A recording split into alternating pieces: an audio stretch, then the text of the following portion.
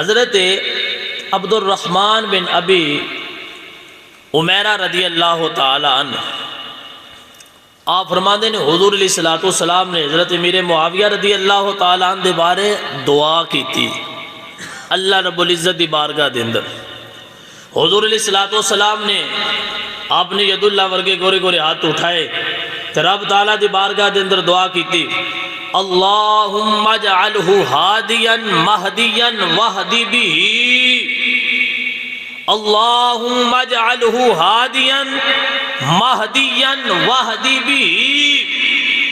حضور علیہ السلام نے رب تعالیٰ دی بارگاہ دے اندر دعا کی تھی، مولا حضرت امیر معاویہ رضی اللہ تعالی عنہ ہادی بھی بنا، مہدی بھی بنا، اور انہاں دے ذریعے یا اللہ لوگاں نو ہدایت عطا فرما۔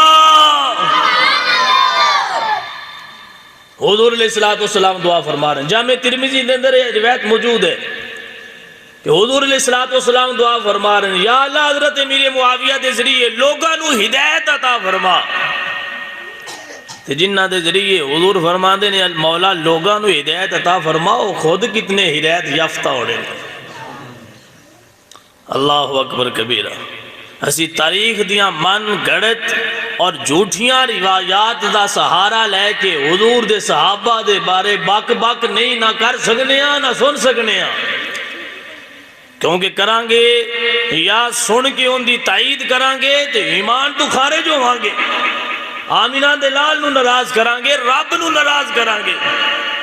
لہذا سی اللہ نو بھی راضی کر دیا ہویا، آمینہ دے لال دے فرمان تے عمل کر دیا ہویا، حضور علیہ السلام دے ہر صحابی دا ذکر خیر کر کے دساں گے